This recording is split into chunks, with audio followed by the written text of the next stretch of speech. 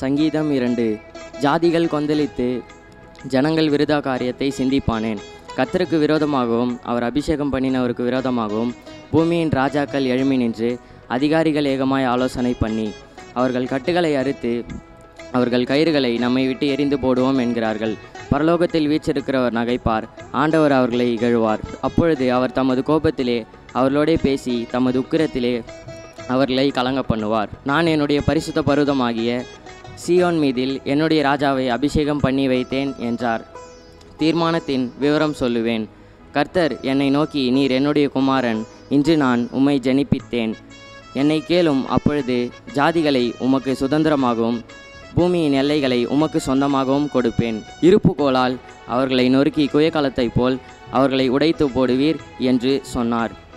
இப்போதும் பூமியின் ராஜாக்களே உணர்வடையுங்கள், நியாயாதிபதிகளே எச்சரிக்கையாயிருங்கள்.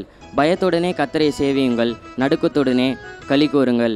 குமாரன் கோபம் கொள்ளாமலும் நீங்கள் வழியிலே அழியாமலும் இருக்கும்படிக்கு அவரை முத்தம் செய்யுங்கள். கொஞ்ச காலத்திலே அவருடைய கோபம் பற்றி எரியும். அவரை அண்டிக் கொள்ளுகிற யாவரும் பாக்கியவான்கள். ஆமென். சங்கீதம் 36 1-15 கர்த்தரை துதிங்கள், அவர் நல்லவர், அவர் கிருபை என்றும் உள்ளது. தேவாதி தேவனை துதிங்கள், அவர் நல்லவர், அவர் கிருபை என்றும் உள்ளது. கர்த்தாதி கர்த்தரை துதிங்கள், அவர் நல்லவர், அவர் கிருபை என்றும் உள்ளது. வானங்களில் ஞானமாய் உண்டாக்கினவர் துதிங்கள், அவர் கிருபை என்றும் உள்ளது. தண்ணீர்களுக்கு மேல் பூமியை பரப்பினவர் துதிங்கள், அவர் கிருபை என்றும் உள்ளது. பெரிய சுடர்களை உண்டாக்கினவர் துதிங்கள், அவர் கிருபை என்றும் உள்ளது. பகலில் ஆள சூரியனையும் இரவில் ஆள நட்சத்திரங்களையும் படைத்தவரை துதிங்கள், அவர் கிருபை என்றும் உள்ளது. எகிப்தின் தலை சான்றுகளை சங்கரித்தவரை துதிங்கள், அவர் கிருபை என்றும் உள்ளது. ஆமென். சங்கீதம் 128 1-6 கர்த்தருக்கு பயந்து அவர்கள் வழியில் நடக்கிறவன் எவனோ அவன் பாக்கியவான். உன் கைகளின் பிரயாசத்தை நீ சாப்பிடுவாய், உனக்கு பாக்கியமும் நன்மையும் உண்டாயிருக்கும். உன் மனைவி உன் வீட்டரங்களில் கனித்தரும் திராட்சை கொடியைப் போல் இருப்பாள்.